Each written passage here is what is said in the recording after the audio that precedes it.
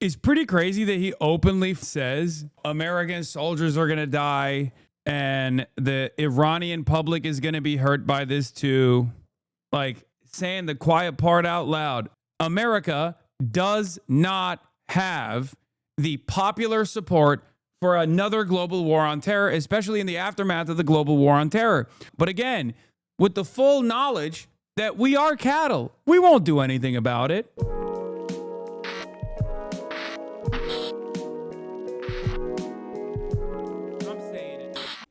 A short time ago, the United States military began major combat operations in Iran. Our objective is to defend the American people by eliminating imminent threats from the Iranian regime, a vicious group of very hard, terrible people. Its menacing activities directly endanger the United States, our troops, our bases overseas, and our allies throughout the world. For 47 years, the Iranian regime has chanted death to America and waged an unending campaign of bloodshed and mass murder, targeting the United States, our troops, and the innocent people in many, many countries. Among the regime's very first acts was to back a violent takeover of the U.S. Embassy in Tehran, holding dozens of American hostages for 444 days. In 1983, Iran's proxies carried out the Marine barracks bombing in Beirut that killed 241 American military personnel. Yeah, I wonder why they say death to America over there. I just can't seemingly wrap my head around it. It's just like so strange. We're so nice. 2000, they knew and were probably involved with the attack on the USS Cole. Many died. Senior Trump administration officials say the U.S. had indicators that Iran intended to strike preemptively, and Trump decided not to let U.S. forces absorb missile attacks. Okay, dude. Yeah, right. Oh, my God. Oh, my God. They didn't even say it ahead of time, too. Sure, bud. Iranian forces killed and maimed hundreds of American service members in Iraq. The regime's proxy. I can't deal with the stupidity of the average hog, too. Like, I can't. I can't deal with the stupidity of the average American that looks at this and goes, hell yeah, brother. Like, we did that shit. Like, oh, chest thumping, like jingoistic sentiment. Just like thinking that this is beneficial for their lives in any way, shape, or form. Like, yeah, he did it for me, brother. I'm so tired, dude. Have continued to launch countless attacks against. Wait, you can't send links unless you're subbed? Can you check logs if you want? I got timed out. Yes. If you would like to send me links, you have to be a subscriber to the Hasanabi broadcast.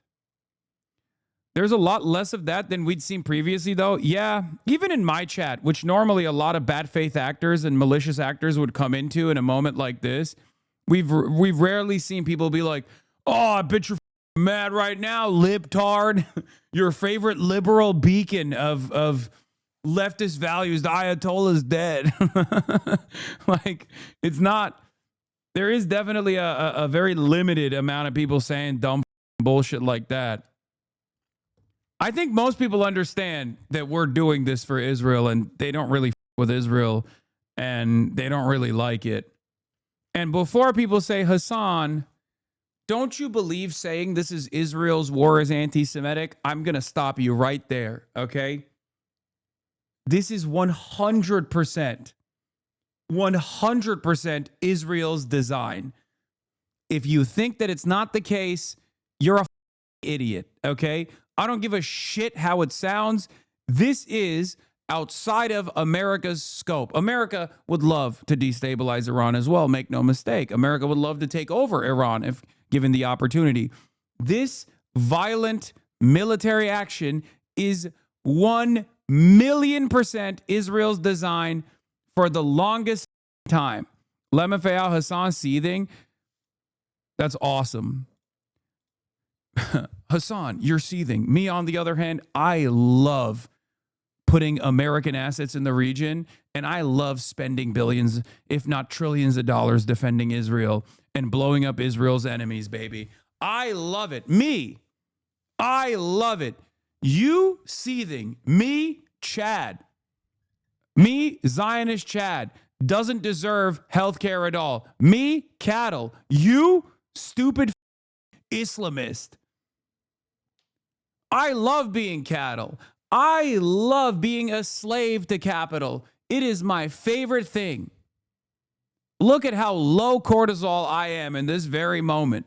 Okay? You, on the other hand, stupid, seething, angry that angry that the United States of America is constantly telling Americans we don't have enough money for healthcare, we don't have enough money for education, we don't have enough money for job prospects, we don't have enough money for housing.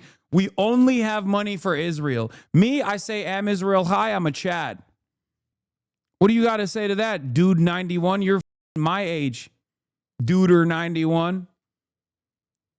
If you're not angry at this point, you literally are a slave, okay? If you're not angry at this point, you have serf mindset, brother. You're a goddamn peasant. How the f are you not angry? Like, how do you wear it on your sleeve like that, where you're like, nah, this shit, dude, injected directly into my veins. I love more of this, please. more of whatever the f going on here. I'm a peasant. All the grand design of the world, all the violence, all the bloodshed, and me never getting my surplus labor value back in return for all the work I put in so my boss can be a wealthy demon. That's awesome. I love being led by the Epstein pedophilic cabal. It's my favorite. Is that your take? Is that how you arrive at American sovereignty, American prosperity? Is that how you get to be America first? That what it is? We're Epstein maxing in this bitch? That's what you got? Somewhere out there, someone's getting dominated with American force projection, and that makes me feel good. What is this? Where is this from? Only 18% of Iranians in Iran see foreign intervention as a path to change. 18%. Where is that from? Study after study shows that while the majority of Iranians don't support the regime, even more don't support foreign intervention. We know our own history. Why would we support the ones who created the problem in the first place? Even Gaman, the most regime-critical survey out there, the one that Shah supporters themselves cite, show Iranians in Iran prefer civil protests, 31%, and strikes, 65%, over foreign intervention, 18%, as a path to change. Iran poll / Chicago Council asked 2007 Iranians what Iran should do if the U.S. attacks. The majority said respond militarily. 30% said go to the UN. No majority for welcoming it. 86% of Iranians view the U.S. negatively. Iran poll 2019. And NIAC / YouGov in 2025 show 53% of Iranian Americans don't even want foreign intervention. Like, not even the majority of diaspora supports this. Except if you were to look at my chat, it's 99% of Iranians in Tehran and 125% of Iranians in the diaspora that support this unconditionally. They're literally aching for it. Their back walls are quaking. They want it so bad. They want to shove a Tomahawk missile up their assholes and launch themselves in the direction of Tehran to kill their own grandparents. If that was what it would take. If you ask the people in my chat tuning in from Langley, okay, that's all they want. That's all people are demanding. Unc, pace yourself. It's going to be a long day. It's already a long day. We know very well about this. It's the longest of days. Regime. Its nuclear program, ballistic missile program, its abuse of its own people, and its sponsorship of terrorism. But why now?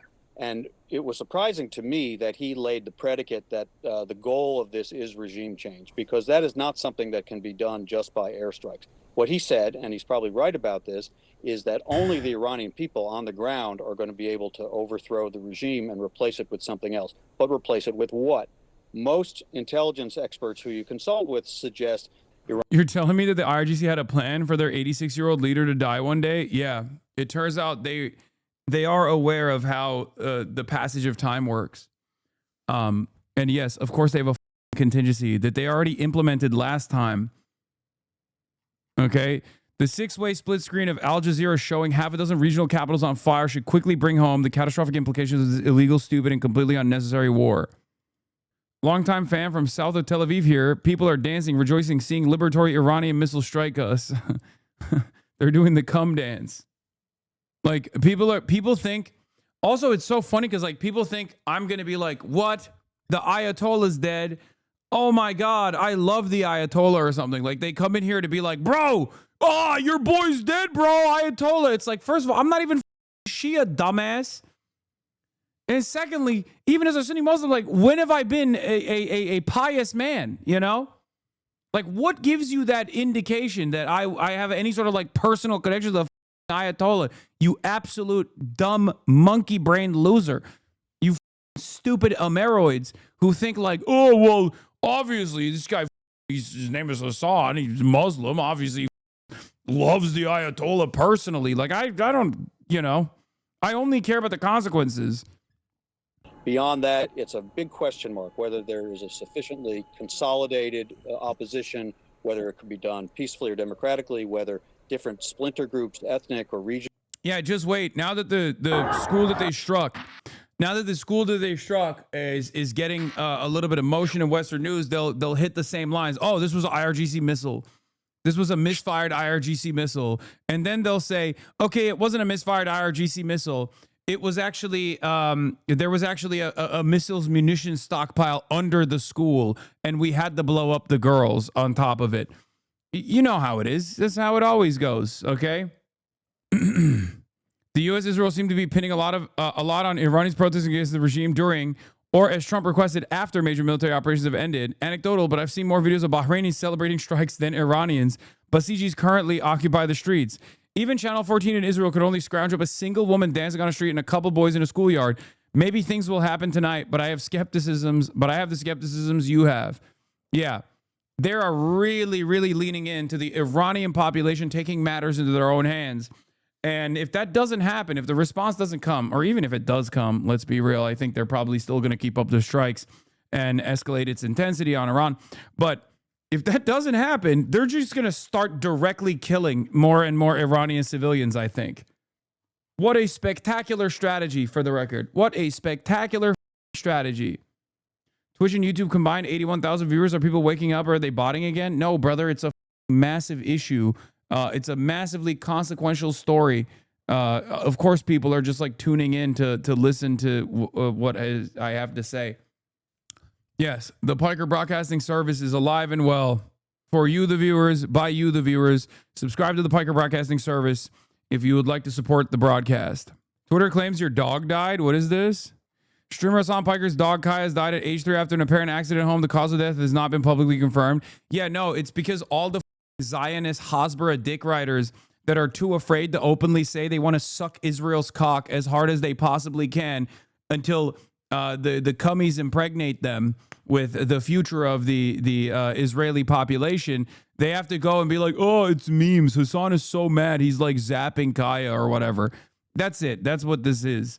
I saw another one of those guys on the timeline being like, oh, God, Hasan is going to punish Kaya so hard.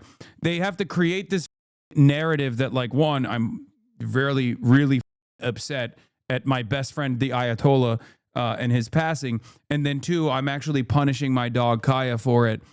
It's just a way to, it's basically just a way to not say that you want to eat Israel's dick to the best of your ability. Did your dog really die? No. What are you, stupid? Of course not. The is wrong with you? You do seem upset, to be honest.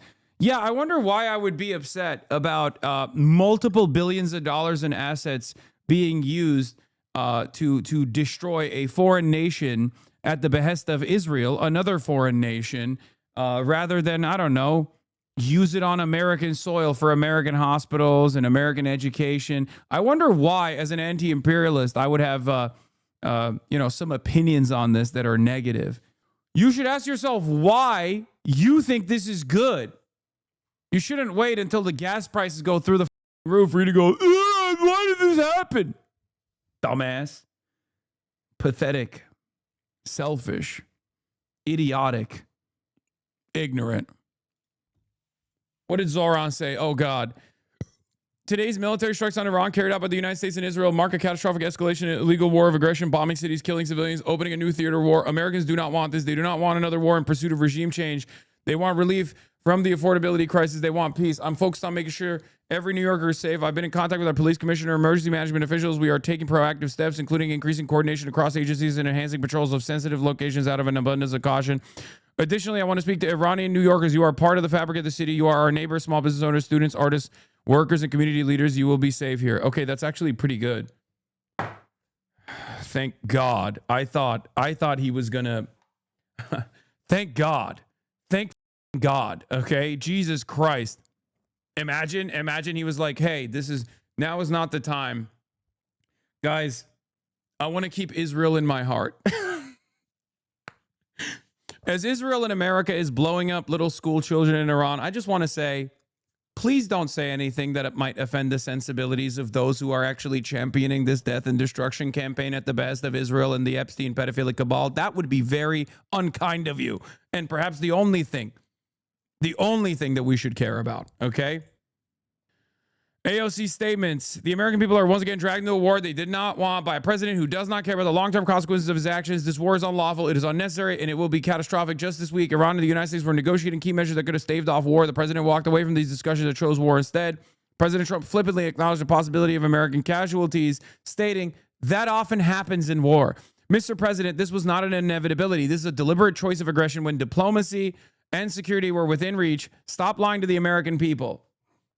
Oh, yeah, I'm going to talk about Israel doing Israel shit again. They struck an opposition figure that was under house arrest. Luckily, he's still alive, but that's crazy. Anyway, violence begets violence. We learned this lesson in Iraq. We learned this lesson in Afghanistan. We're about to learn it again in Iran. Bombs have yet to create enduring democracies in the region, and this will be no different. In moments of war, our Constitution is unambiguous. Congress authorizes war. The president does not. I will do my part to uphold our Constitution by voting yes on the Representatives Ro Khanna and Thomas Massie War Powers Resolution. Every member of Congress must join us in rejecting this aimless war. I will say, like all of you, I woke up this morning to the terrible news that Donald Trump had taken up. Yeah, I was talking to Abdul last night. Yet again to war with Iran. Ask yourself who this benefits. It doesn't benefit you or I. It doesn't make our grocery prices any cheaper. It doesn't address the fact that our healthcare is more expensive. It doesn't make home ownership more attainable. All it does is change the subject, distract us from the broken presidency of Donald Trump. This is a man who ran on America first, ran promising that the era of regime change wars was over. And now he's just taken us into another foreign entanglement, the third one this year alone. This is Trump admitting that he cannot solve your problems. He will not even try. Instead, when those problems get bad enough, he's going to distract you. How do I get my boyfriend to snap out of the Western war can be good mindset? I know he's smart enough to understand this, but he just won't. Is he cattle? Does he sometimes go, like when you bring him treats? Do you sometimes smack him in the ass and he just gets really excited and runs away, runs off into the distance, galloping around? Does he go, Because you might not have a boyfriend. You just have livestock at that point. I'm just saying. Okay. How do I get my boyfriend to snap out of the Western war can be good mindset? Okay. Are you dating a Lockheed Martin executive? Are you dating Mr. John Boeing? Ask him these questions. Ask your boyfriend, are you Mike Huckabee? Because if you're not any of those things, it's not beneficial for you, right? It's not beneficial for you at all, especially if you grew up in a rural area. He might literally be a cattle. He might literally be livestock. But if you grew up in a rural area, ask him, hey, don't you think it's up that you don't have a rural hospital? Like the last time you guys had like a healthcare professional in this region was 35 years ago. And businesses have completely pulled out of this area. Everyone is poor as but it seems like there's always money in the bank to go to war overseas. Does that do anything for you? Does that do anything positive for you? Does that make you feel good? Why does that make you feel good? If it does, you know, these are the questions you can ask your loved ones. These are the questions you can ask your loved ones. Ask them, how does this work for your best interest? Because there's obviously a non-selfish argument to make, one that revolves around solidarity across the board, one that, one that recognizes the dignity and humanity of those who are being slain by the Amer-Israeli empire. But if people can't comprehend that, there's not really any good arguments to constantly engage in this endless warfare anyway. There's not really a lot of great arguments at all, as a matter of fact. I mean, even the veterans that go out there recognize it. He's going to distract you by weaponizing ICE on your street, killing American citizens, telling us that he's doing something about immigration while he's really just weaponizing and normalizing paramilitary force. I'm going to have Jeremy Scale on to talk right now. He's going to take us to war with a nation of 93 million people that's got serious ammunition and artillery behind it. We don't know where this ends. But what this is normalizing a chaos because he can't actually deal with the problems in your life. This is an illegal war. There is no justification for it. He didn't even try to justify it to Congress. He had every opportunity in his State of the Union. He didn't. He's not trying to justify it to the international community because, again, there is no justification. Who benefits from this? How many American women and men are going to get broken over wars we never should have fought? How much of our time and our treasure is going to be spent shedding blood rather than saving lives here at home? This is unacceptable. No war with Iran, and we are going to stand up every single day to oppose this. Do you think Iran will respond by launching at America, thousands of miles away? Iran, as far as I know, does not have the ballistic missiles capability of targeting American soil. They will most likely target the American naval assets in the region if they haven't done so thus far.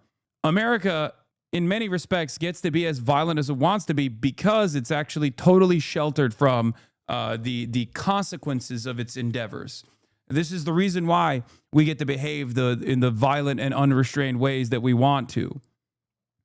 I support all I support all the lies the war is based on, but not the war itself. Old liberal proverb. Now compare and contrast Zohran Kwame Mamdani's statement about going to war with Iran and what the consequences of that might look like versus Gavin Newsom. The corrupt and repressive Iranian regime must never have nuclear weapons. The leadership of Iran must go. But that does not justify the president of the United States engaging in an illegal, dangerous war that will risk the lives of our American service members and our friends without justification to the American people. President Trump is putting Americans at risk abroad because he is unpopular at home. This is the lackluster, shit-lib response to Donald Trump literally waging war with Iran. It is mind-boggling. Also, the name of the Green Movement leader is Mir Hussein Musawi, not Ali Akhtar. Sorry, Ali Akhtar is the area that he's in. Also, Samira Zone is in here and has been yelling at me for the last week. Okay? And he's still talking about why is Iran targeting residential buildings? Brother, oh my God. Your countrymen are being slaughtered. And you're still going, why is Iran targeting civilian buildings? You are out of your mind, dude. 200 dead, 90 schoolgirls murdered by American weapons, by American targeting systems in Israeli hands, and you're going, oh, why is Iran retaliating? You are a psycho. You're a psychopath. Jesus Christ. Please, what the this is what we were talking about. This is what I was saying for weeks and weeks on end. The notion that like Americans care about liberal democracy in Iran is so stupid because America wants to blow up Iran. America wants to kill even more protesters than the Iranian government did. And you're over here thinking that this is going to be a liberatory act. It's not. Oh. Anyway. Ay, man. And that has been a big struggle. You can criticize both? No, you can't criticize both. What do you mean you can criticize both? What are you talking about, dude? What are you talking about? The Iranian government's repressive elements or the Iranian government's repression is inconsequential if we're talking about tens of thousands more people dying in the hands of a foreign state. What the do you mean? The actual response, the actual repression from the state in and of itself is completely unacceptable. But once again, as I kept repeating over and over again, like you're literally looking at two strikes on two different girls' schools that killed 9 to 13-year-old girls, by the dozens, like 85 plus 9-year-old girls died in a school.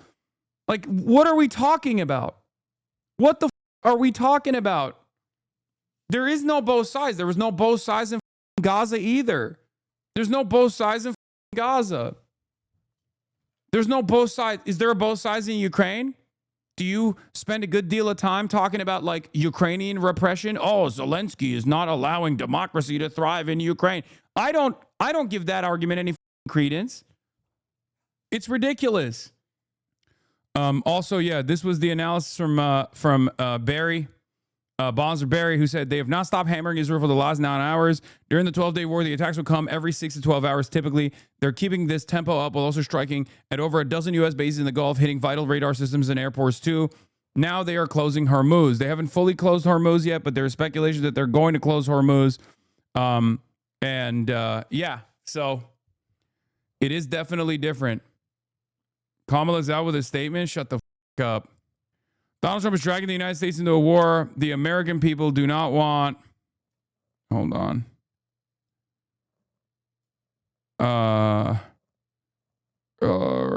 Let me be clear. Let me be clear. Let me be queer. And pussy too.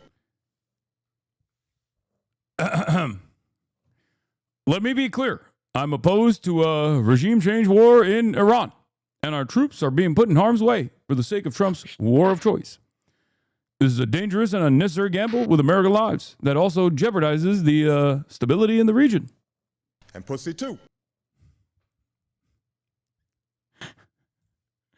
And standing in the world. Wait, this is actually, is recklessness dressed up as resolve? I know the threat that Iran poses. Oh, God, I was going to say, this is actually not that bad. And then she goes, I know the threat that Iran poses, and they must never be allowed to have a nuclear weapon, but this is not the way to dismantle that threat. Ay, ay, ay. Lending credence as to why this war must be waged while criticizing the way you're waging the war is the most idiotic, lackluster, totally neutered, totally feckless, liberal version of I'm doing my part, okay? It's just, you're making concessions. I've said this over and over again, right? I said this during the 12-day war. I said this now. I'm saying this now. If you turn around and tell your audience that actually we have to do something about Iran while simultaneously going, but the way Trump is going about it, I don't like, you're basically saying you have an aesthetic difference, okay? Why would anybody listen to you? Why would anybody go, okay, so we just didn't follow process? Is that the problem? Because the process is not the problem. It's always form over function with these demons. It's the function that is the problem. Okay? God damn. It's so frustrating to hear these guys do the same song and dance over and over again. Guys, I just want to ask you a question. If you feel like the highest priority here is like, liberal interventionism or something like that, do you ever question why they do this after market close or in the weekend? Does that ever strike you as odd? Like, because it is strange, right? It's objectively strange that they would literally forego the element of surprise and also the capabilities that they might have by striking at night. Why is it that Israel struck Iran in broad daylight, you think? Isn't that strange?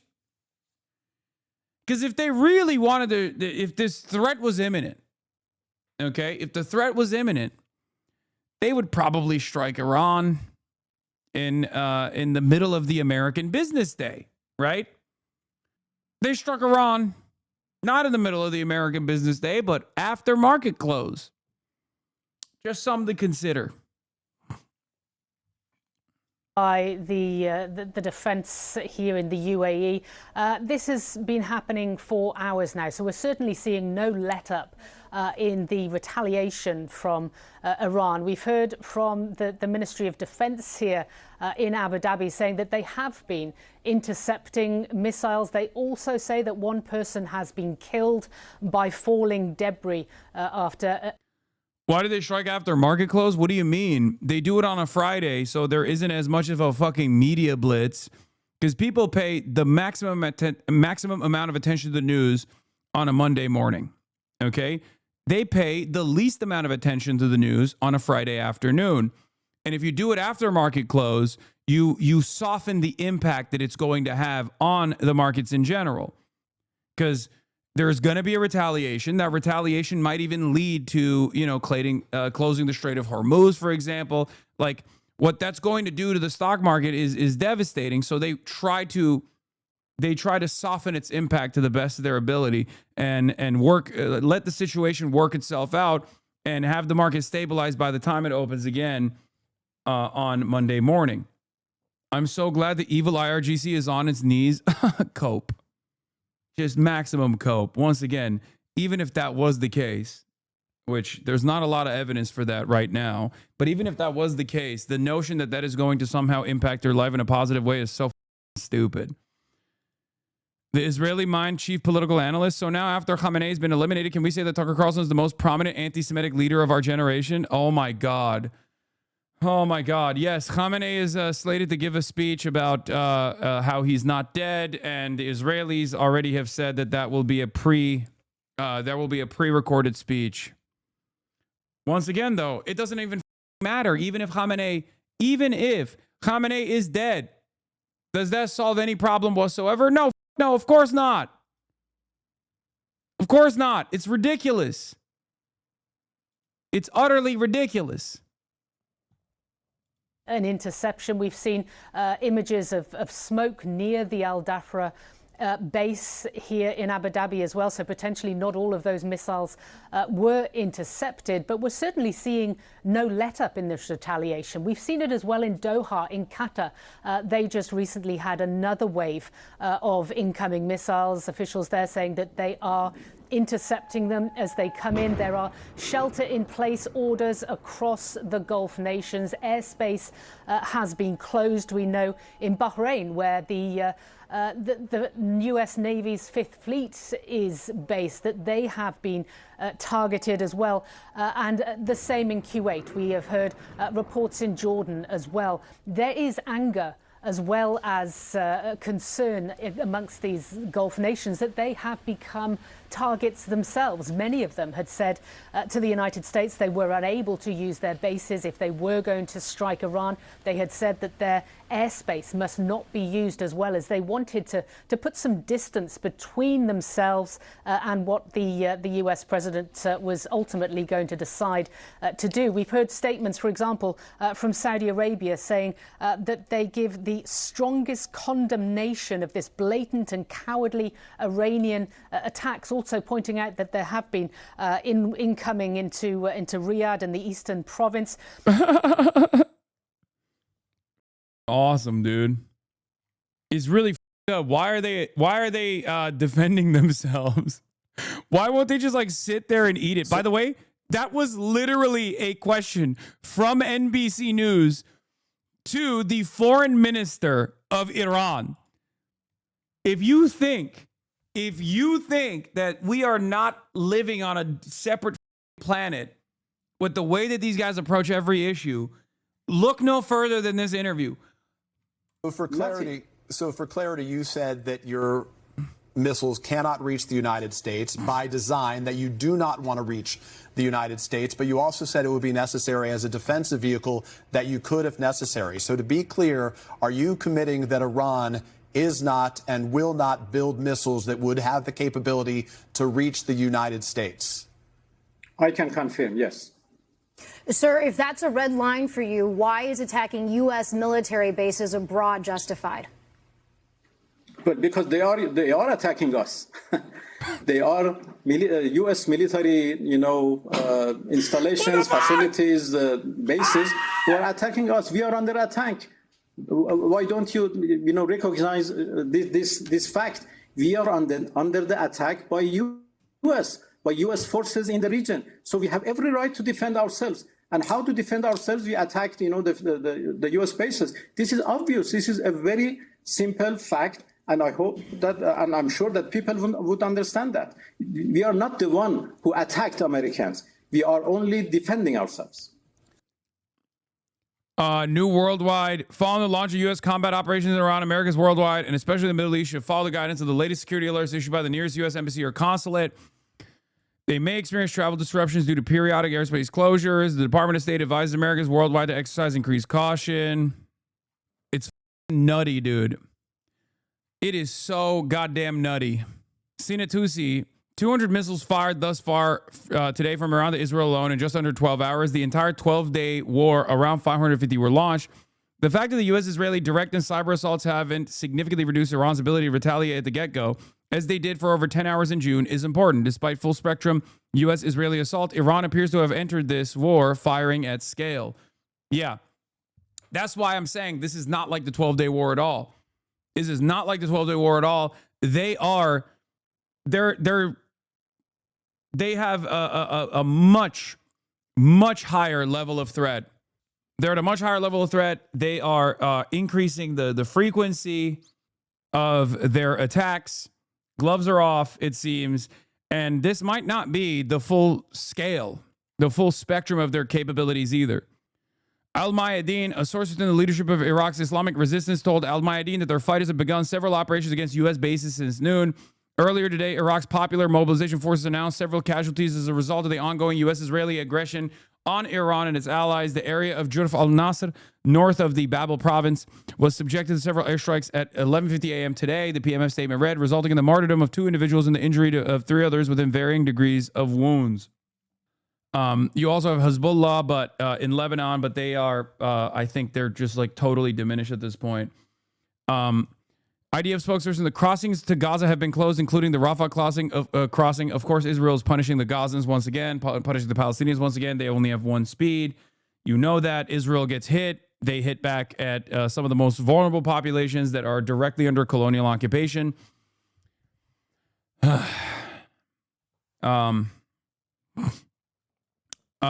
Breaking, U.S. military officials now estimate Iran strikes may extend for weeks. Yeah, it was going to be a day-long operation, right? It was going to be in and out, quick, fast. Turns out it's not.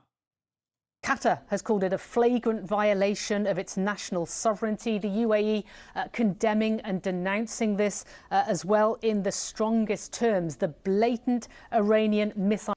Just so you know, while the opening salvo of Israel and Iran was pretty disgusting, as is the case, shooting schools and whatnot, just understand that it's going to get worse.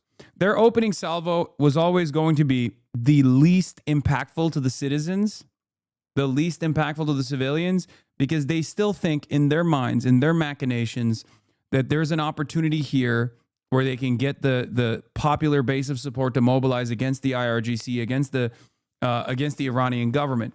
If they start recognizing that that's not happening, whether because the IRGC has been successful at destroying any kind of dissent in the country through repressive forces, or even if people realize that, okay, well, my new enemy now is America and Israel. When that calculation changes, because if you notice, like, Israel is currently doing cyber warfare, they're hacking apps. They hacked a prayer app to get get whoever they can to defect and fight against the Iranian government, all this stuff. But once they realize that the Iranian population might not respond positively to what America and Israel have done so far, or if they run out of military targets, which they probably won't, they are going to start punishing the civilian population even more so than they have. This isn't to say that they haven't already. They have. We know that they have. They've killed children, school children, little girls. I'm telling you right now, they are going to kick up the mass casualties on the civilian side in an effort to just say, F it, we are throwing away caution. There is no alternative here. We just want to turn this country into Libya.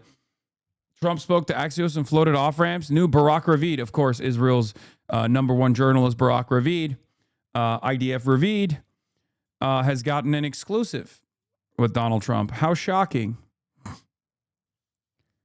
This is it. Netanyahu to Iranians have basically said the same thing as well. You will be demanded to take to the streets to finish the job. Chance and an opportunity that will not come again, because you will have your moment, a moment where you will be demanded to take to the street in order to finish the work and to topple this regime. Yeah. It's going to go from Iranians, we see you, we hear you, we're on your side. These are liberatory bombing campaigns, to, if you don't kill your leadership right now and destabilize the country at our behest, we will murder your families. It will turn up. Just wait. Another annoying liberal talking point is pointing out the fact that a lot of the Iranian diaspora are celebrating these strikes and are responding positively to the literal destruction in their homes because of their dissatisfaction with the government. Yeah, I don't give a about what the Iranian diaspora is saying. I've seen it far too many times. I've heard it a million times over, man. I heard it in Iraq. It doesn't matter. Who gives a what the diaspora says? Even if the local population was like, oh, thank God. Even if the people in Iran right now are like, actually, thank God that they're killing a bunch of people here. Okay? That still doesn't make America and Israel's actions right. It still doesn't yield prosperity for the Iranians. If they can't see it because they're too focused on their own government's repression, I'm not going to lean into standpoint epistemology to justify this kind of destabilizing incident when I've seen it play out a million times over. I'm 34 years old. I've seen this play out in Iraq. I've seen this play out Operation Sycamore in Syria. I've seen this play out in Libya over and over again. I've seen this play out in Afghanistan. It does not matter. It does not matter what the local population even says in this circumstance. What will end up happening is what has happened over and over again. Mass destabilization, death and destruction, balkanization potentially, and millions, tens of millions of people displaced. A U.S. official says the U.S. has not previously faced such a wide range of simultaneous strikes targeting its overseas bases. Yeah, no shit. The opening salvo in retaliation from Iran was literally something that they've never faced before. Any chance of other Islamic nations joining the fight? No, not even remotely happening. Not even close to happening. If anything, they join on the side of America and Israel by being like, oh, you hit our bases. The only country that will join, the only country that will take action is Yemen. That's it. And maybe some of the militancy in Iraq. Former U.S. Ambassador to Israel, Ambassador Shapiro, thanks so much for joining us. I understand you are now in a shelter in Tel Aviv. CNN showed their expert from the Atlantic Council. It is now showing their expert from Tel Aviv. What difference would Ellison make? I don't know. I guess they would just straight up make Benjamin Netanyahu the only host on their show. Like, well, how do you level this up? Amit Segal, I guess. They were hiring Amit Segal to do commentary in Hebrew. You must learn Hebrew now. Like, is that, like, how do you level up from your pro-Israel sentiment right now, you know? American forces stationed in the Middle East in recent years, as well as U.S. naval and commercial vessels in international shipping lanes.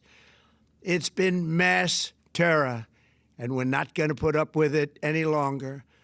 From Lebanon to Yemen and Syria to Iraq, the regime has armed, trained, and funded terrorist militias that have soaked the earth with blood and guts.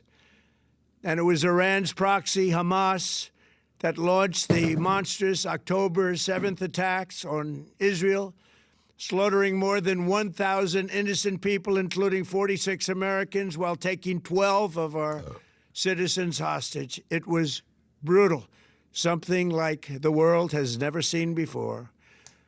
Iran is the world's #1 state sponsor of terror and just recently killed tens of thousands of its own citizens on the street as they protested. It has always been the policy of the United States, in particular, my administration, that this terrorist regime can never have a nuclear weapon.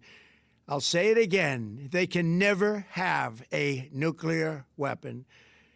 That is why in Operation Midnight Hammer last June, we obliterated the regime's nuclear program at Fordow, Natanz, and Isfahan. After that attack, we warned them never to resume their malicious pursuit of nuclear weapons, and we sought repeatedly to make a deal. We tried. They wanted to do it. They didn't want to do it. Again, they wanted to do it. They didn't want to do it. They didn't know what was happening. They just wanted to practice evil. But Iran refused, just as it has for decades and decades. They've rejected every opportunity to renounce their nuclear ambitions, and we can't take it anymore. Instead, they attempted to rebuild their nuclear program and to continue. It's pretty crazy that he openly says, you know, American soldiers are going to die and the Iranian public is going to be hurt by this too. It's crazy.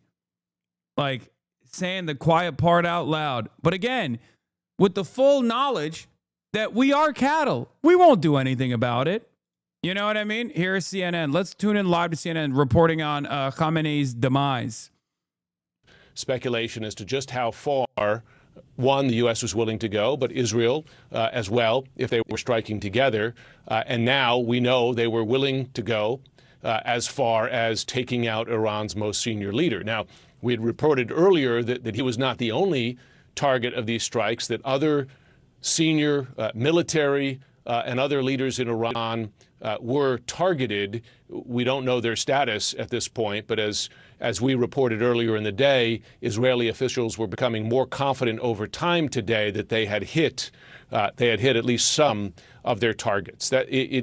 Listen, in Iran, does that mean that suddenly there will be a new government, a new leader, one friendlier to the U.S.? No, an enormous network and structure of leadership and power remains in that country, military, economic, political, and otherwise.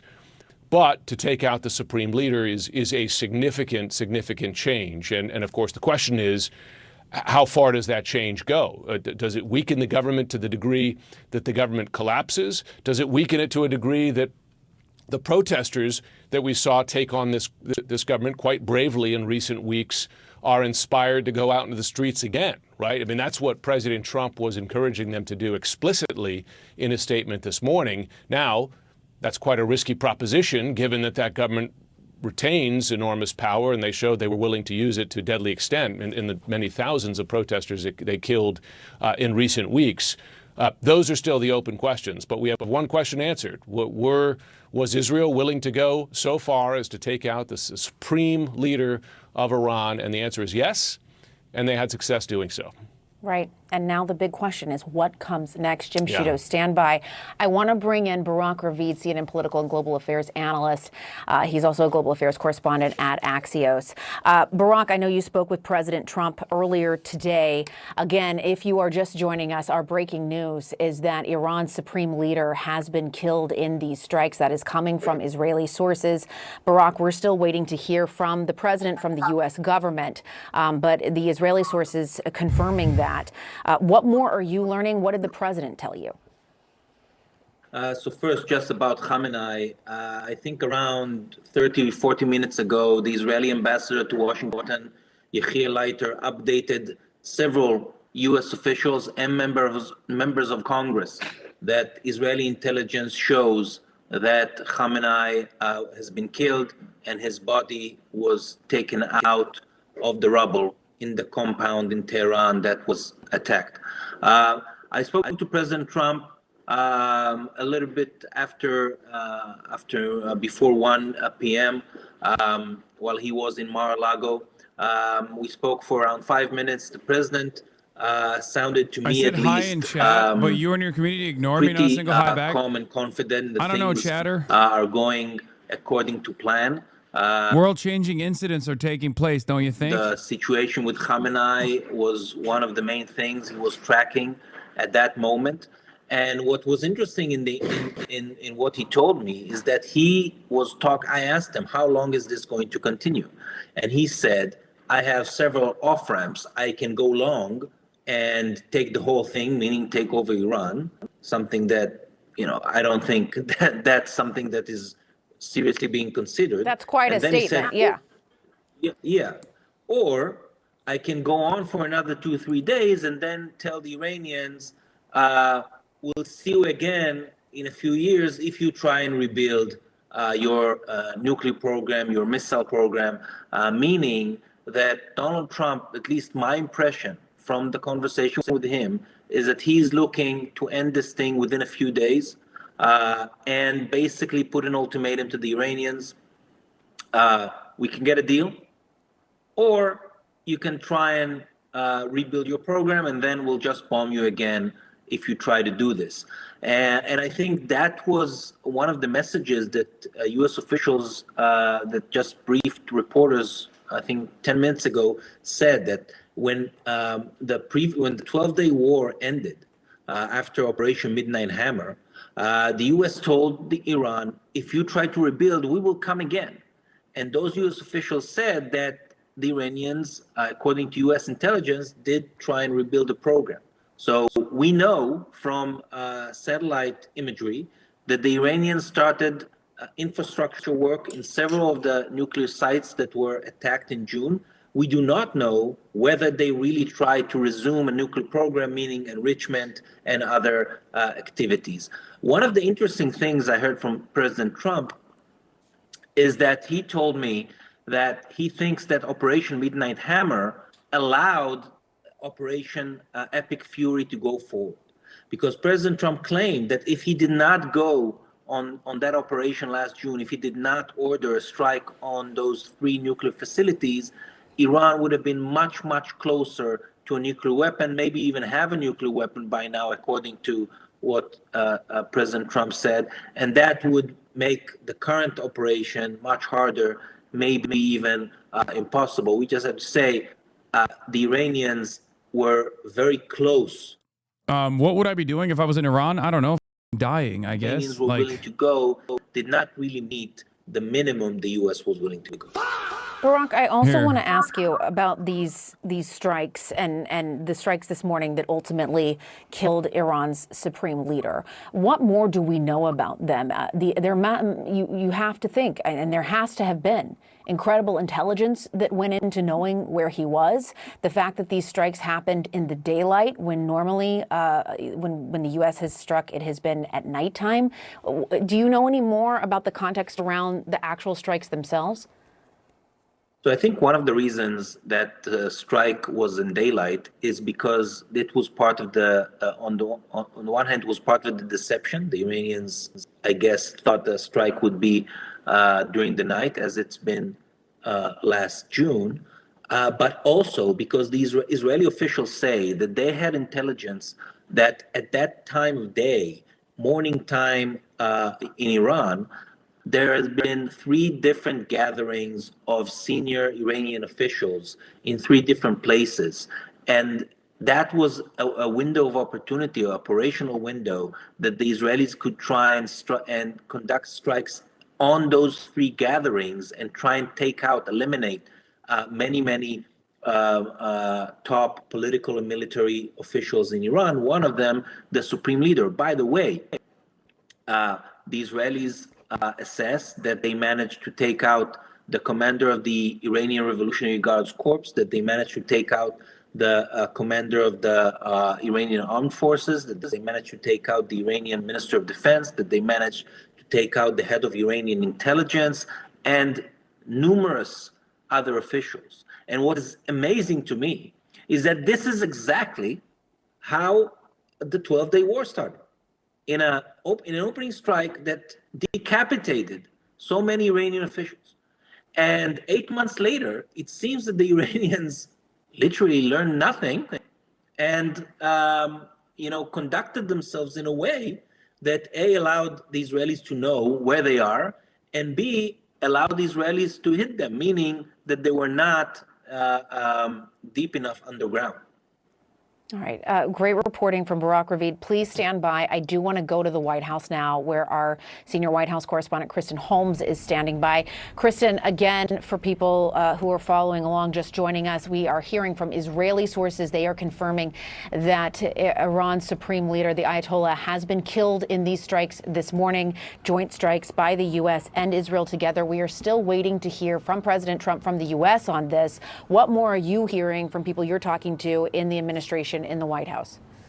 Yeah, I was asking about this just moments ago. They said they weren't ready to comment on it just yet. That could also mean that President Trump himself may be gearing up to. Trump is confirming to the NBC that reports of Khamenei's death, we feel that is a correct story. Once again, there is, as I said early on in the day when Israel first said Khamenei was dead, that Israel usually, when it comes to high-profile assassinations like this, are correct more often than they're wrong, okay? Even if Trump is not fully on board with the confirmation, it still doesn't matter, okay? You only believe that this will collapse the system if you believe the bullshit that the American government was pumping up from the get-go, that like once the Ayatollah is dead, all of a sudden everything falls apart, as though like the Ayatollah himself has placed a hypnosis beam on the entire Shia population all around the region, and certainly on the entire Iranian population. Like, these guys are not getting the W that they want to get right now, but they're trying to farm it to the best of their ability to be like, well, we told you that if the Ayatollah dies, then the Iranians are going to take over, and the regime is going to collapse in and of itself.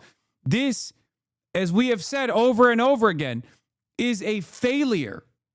Is a failure to understand what the Iranian governance structure actually looks like, okay? The idea that they don't have a contingency plan, the idea that there is no, like, day after plan that they have for a decapitation strike against the Ayatollah, who is 87 years old.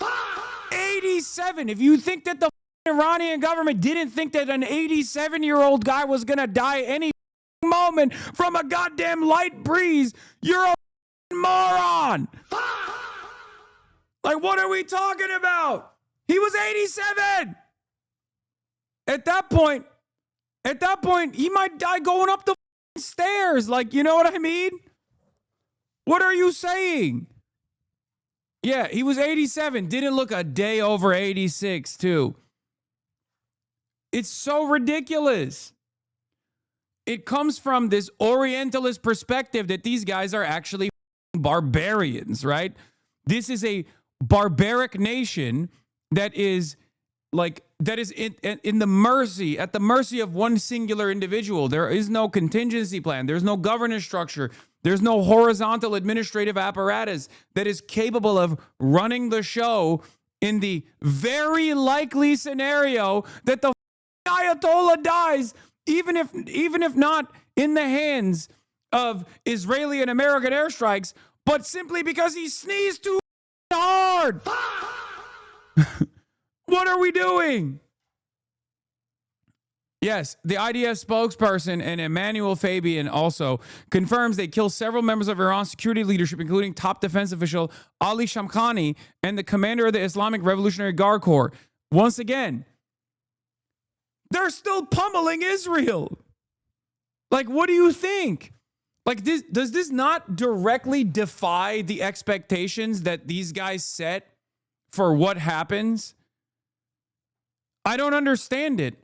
Like, people literally were like, oh, they're just going to do a decapitation strike. It's over from that point on. All the Iranians are going to be like, oh, we love being gay. And you know, we're throwing our veils on the streets and, you know, we're waving the flag. It's over. We're Persian now. We're not even Iranian. Like, is that what, if that was what was supposed to happen, it's not happening.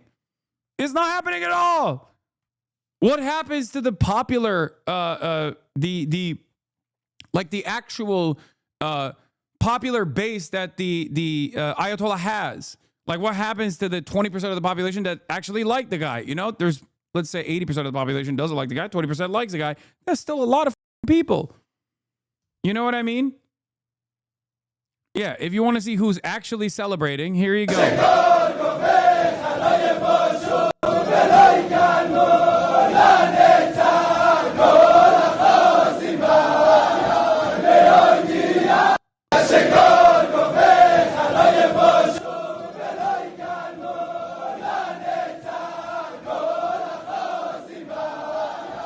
We couldn't hold control over Iraq or Afghanistan. Iran is nearly 4 times as large. We don't have the troops for this. No 9/11 to boost the ranks. I know. That's why a lot of people got offended when I said if there's ever like a you know, I said if there was any kind of like terror attack on U.S. soil, it will be very difficult to convince myself and many Americans, millions of Americans, that it had nothing to do with America and Israel's design. Okay, and people got real mad about that. They got real mad. I said earlier, Jamel Bowie of New York Times got real mad about that. I said, if there's any terrorism in air quotes, if there's any terrorism in air quotes that happens on U.S. soil now, you will never be able to convince me, nor millions of other Americans, that it wasn't Israel and America conducting it together to rally the masses to support an insanely unpopular war. Your take is a filter? In some ways, yes. Kaya from Morale Boost, she's literally living La Vida Loca right now. She's literally living La Vida Loca at the park, having the time of her life, not a care in the world, has no idea what's going on. He deleted that repost, by the way. Everyone blow up on him, lol. Like, this isn't even awesome. 9/11 was an Israeli op shit either, for the record. Like, I'm not even saying that here. I think, like, people want to make it seem like I'm saying that, okay?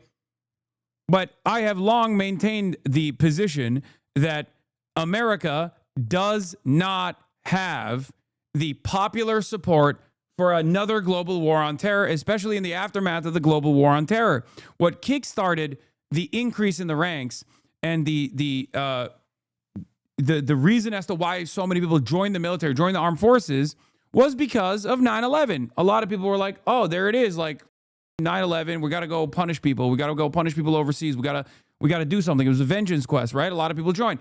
Ever since then, obviously, the draft has been relying heavily on the poverty draft. So in the absence of another 9/11 style attack or like some major incident, I don't think Americans are going to join the ranks of the armed forces to go and defend Israel, okay? I just don't think that's happening. The war itself is unpopular. Israel itself is unpopular. Most people see this as Israel's war. America's waging Israel's war at their behest, as always. It doesn't matter. You can't just be like, oh, they killed the Ayatollah. Like, this is going to get all the support in the world. No one gives a shit, you know? Than the ones that they replaced. But good luck. Pay extra mind to those who offered unlimited support to the Epstein class and Donald Trump and his defenses of his defense of his butt buddies that were all over the Epstein files. Pay close attention to how they try to package this incredibly and unimaginably unpopular war. And by that, I mean the likes of Asmongold, who will try to massage the narrative to be like, well, yeah, I mean, we're dominating Iran. Yeah, it's based. Just make sure you understand. Anyone that comes at you with this and doesn't openly state that this is very clearly Israel's design, it's very clearly uniparty for the Democratic Party's leadership. They wanted this to happen, and that's the reason why they're not presenting a strong enough response to it, knowing full well that it was going to happen. Pay close attention to the ways in which people try to package this, okay? Pay close attention to the ways in which people try to defend it. Administration is, as we are getting this news that the Supreme leader has been killed. Well, clearly, Jessica, the president has chosen his most aggressive action here, which is seeking regime change, and he made that pretty clear during his brief 8-minute video that he released on Truth Social. What he didn't explain was the mechanism of getting from the military action that Cedric has just walked us through to the political reality of what a regime change would look like. Because as Cedric just suggested, you can get all kinds of regime change, and some of it can be worse than what it is that you just departed from. So if in fact the supreme leader has been killed, if in fact a good number of the leadership of the Islamic Revolutionary Guard Corps, their most elite military, have been killed, the first question is, who are the successors there? And the second is, what is the mechanism for the people of Iran to pick up on this chaos, rise up, as the president suggested, and install a new government. And they're without arms. They're without organization. The government still has that. The military still has that. And we haven't heard a plan yet from the U.S. for how they would get over that particular hurdle. And that is so key right now as we move to the next phase of this, which is what comes next after the Ayatollah has been confirmed dead. Okay, so now who is going to fill that void? And to your point, David, in talking with a number of people, how might the Iranian people who, just in the last few months have suffered to be in the streets to demand their freedom, who have been protesting and being killed for it, but how might those people who, as you note, aren't armed, aren't trained, aren't necessarily organized in that way, take their government? And is there any thinking from the Trump administration about how to support that piece of it besides the military part? Well, one hopes that there has been thinking about this. Secretary Rubio was asked about this in a Senate hearing back in January, and he said, well, if there was regime change, that's an issue we'd have to think about for a long time. Well, fact of the matter is, people in the United States government have been thinking about this for 40 years in various forms. So clearly the Iranians have a succession plan. The supreme leader is 86 years old. And so they needed a succession plan anyway, and he was not in good health. The question is what that plan looks like and whether the U.S. and the Iranian people can knock them off that plan. And that's really the hard and difficult part here. I think it's also worth remembering that this was, despite the administration's efforts to sound like there was very urgent reason to go do this, the timing of this was a war of choice for the administration. That is to say, there was no urgency of an attack from Iran. As Barack Ravid mentioned to you, they're further from a nuclear weapon than they had been in June after those strikes. So the question is, did the president pick the right moment? And he might say, there's never a wrong moment to change the government in Iran. Right, because Kristen Holmes, as you noted, had reported that the White House is saying that they were concerned about these preemptive strikes, in their words, that Iran might be taking, and yet there is reporting, that is counter to that, but they are going to be asked, the administration, why now? That is a question that continues to come up again and again and again, right. Especially as they were in talks. It did come up in a background briefing. It did come up in a background briefing that some administration officials gave, but they didn't provide any evidence of an imminent strike. Yeah, right. But yes, yeah, exactly. But that is their explanation at the time. But of course, as you note, time will tell. The evidence, we will need to see as well. All right, David Sanger, thank you so much. It is great to have you as always. I want to bring in New Jersey Democratic Congressman Josh Gottheimer. He's also a member of the House Intelligence he's nutting. Committee. Congressman, thanks for being here. I hate this I first just want to get your... I hate this fun. Dude, how is CNN supposed to be more pro-Israel than this? How is CNN supposed to be more pro-Israel than this? They have Josh Gottheimer on. Are you kidding me? Josh Gottheimer is literally one of the only congresspersons on the Democratic Party side that straight up was like, alongside the other dipshit in Florida, saying, of course we got to go to war with Iran.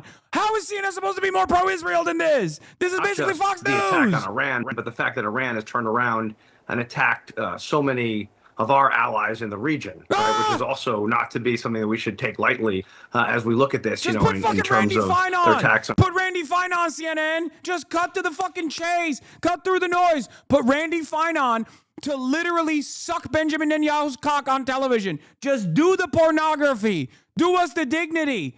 We know. We get it. Is and has been the government around an existential threat to the United States. We've seen both Barack Ravid. The panel is comprised initially of AIPAC's very own Wolf Blitzer. Then they bring on Barack Ravid. Then they bring on Josh Gottheimer. Where is Alan Dershowitz, I say? Where is Benjamin Netanyahu? Just have Benjamin Netanyahu on. Iran's second wave, it seems, is coming in extra strong. In addition to Israel, explosions and interceptors have been reported in the last few minutes over U.S. bases in Bahrain, Kuwait, Qatar, and the UAE. I just I don't know. I don't know how to make of. I don't know what I'm seeing. I feel like I'm my eyes should not be seeing this. I feel like my eyes are behaving in an anti-Semitic manner for seeing this. I am going to continue with my reporting from the glorious nation of Israel at the heart of Tel Aviv, tuning in live, telling you, of course, that everything is fine and that the Iranian missiles are actually anti-Semitically targeting Israel, and that Iran is anti-Semitically defending itself, which once again is anti-Semitic. I want to stress that as many times as I possibly can. This is anti-Semitism. The Associated Press is live showcasing, once again, the ballistic missiles coming from the Iranian direction, striking at the heart of Tel Aviv in the most anti-Semitic manner. It's unacceptable and anti-Semitic. Iran does not have a right to defend itself. Israel has a right to defend itself. And what that defense means is offense. That's the best defense, is a strong offense. Let's be real. Barry Weiss is going nutty. What the fuck is this? Mr. Ramdani, you are more than welcome to come to one of my safe houses. Masih Ali Nejad, who was targeted for the assassination by the Iranian regime at her Brooklyn home, responded to a statement released by New York. Oh, okay. I don't really care about this lady. Can you add Udrub Udrub Tel Aviv to the soundboard? I'm not trying to get literally drone striked. So no, I will not be doing that. Yeah, we saw the one live on NBC, but here, let's watch it one more time. Again, this is, Trump is asked by NBC who will replace Iran's supreme leader, Ayatollah Ali Khamenei, and says, I don't know, but at some point they'll be calling me to ask who I'd like.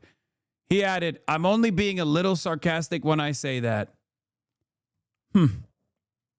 Interesting. This missile is very anti-Semitic. In 10 minutes, I will have Rokana on to talk about the Democratic Party's response and lack of response. You have the Israeli air defense system, which is basically designed to protect against these kinds of missiles, but it can't do it all alone, and especially when it gets overwhelmed by these kinds of things. The Aegis systems, the Aegis radar systems that are based on the ships that are part of the carrier strike group. What's the point then if they don't think it'll actually topple the regime? What do you mean? The point is to try to destabilize Iran so that they can't do this. What they're doing right now, they don't want Iran to do. That's the whole point.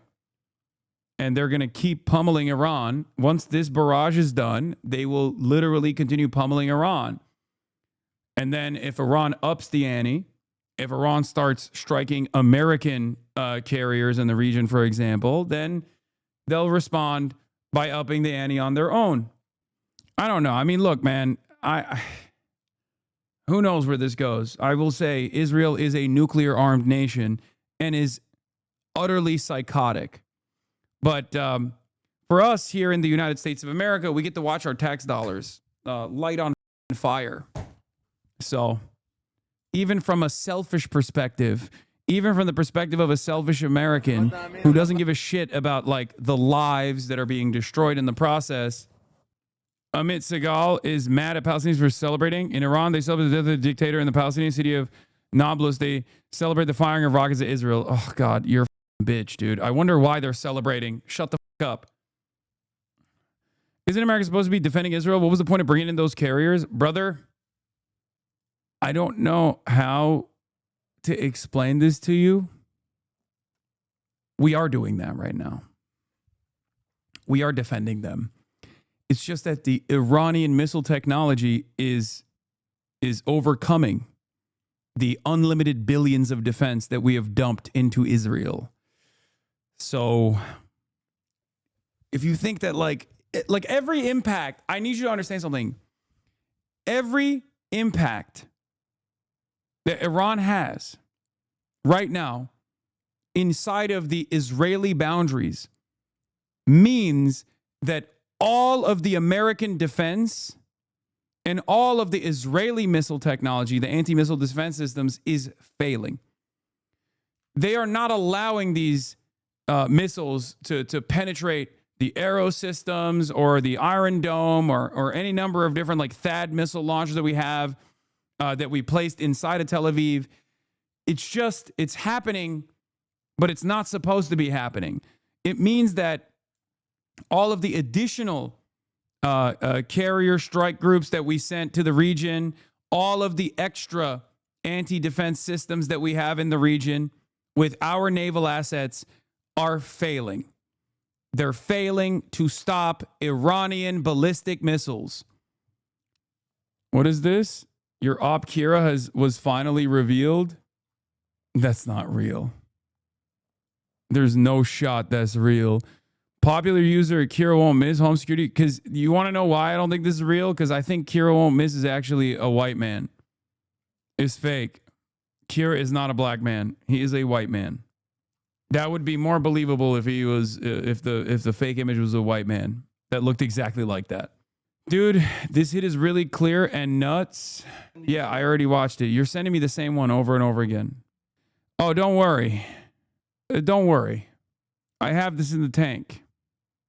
The official Israel War Room account is throwing up Zohran Mamdani memes at me. Oh. Jose, new video on watching Tucker Carlson, not relevant right now. Does it exist if levity is needed? What levity? We're getting some of that. Don't worry. Big facility to do this with the amount of enriched uranium, the 60% enriched uranium, and they have let's see, is about 600 pounds worth of that uranium, 420 kilograms of that uranium. That's enough material for 10 nuclear devices, and it would only take a few hundred centrifuges. New Trump quotes on ABC. New President Trump just told me he believes the Supreme Leader is dead. When I asked the Supreme Leader is dead, the president said, we believe so. I asked if he knew definitively. I don't want to say anything definitively until I see things, but we believe he is. And much of their leaders are gone.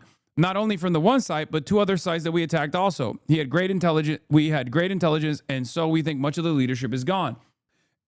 There is going to come a moment where Donald Trump also realizes, but he's an idiot, so it's going to take a while, but he's going to realize that the Israeli intelligence was lying, not on the Ayatollah's demise, okay, but certainly lying about like the day after plan, okay?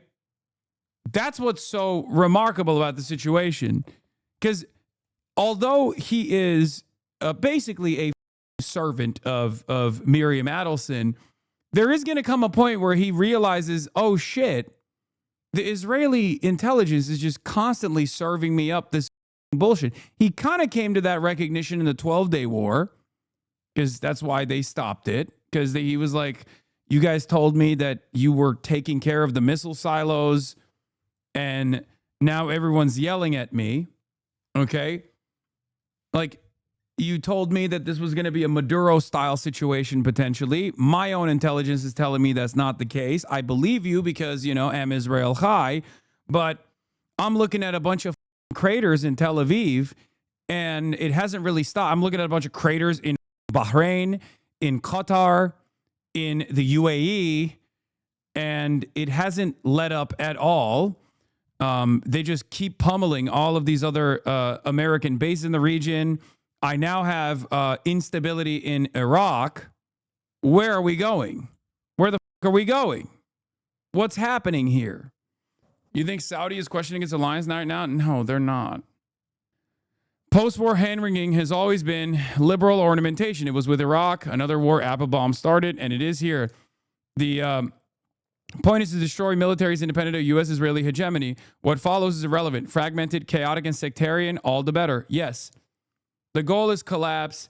The goal is complete destabilization. The goal is anarchy. The goal is to defang all of the instruments of defense that sovereign nations have. It is the sovereignty of nations that is the problem here. And they want to destroy that sovereignty. And if they can't destroy that sovereignty, they at least want to diminish their capabilities. Okay? That's it. That's it. Where's Russia and China and all this? Don't even get me fucking started on Russia and China and all of this, okay?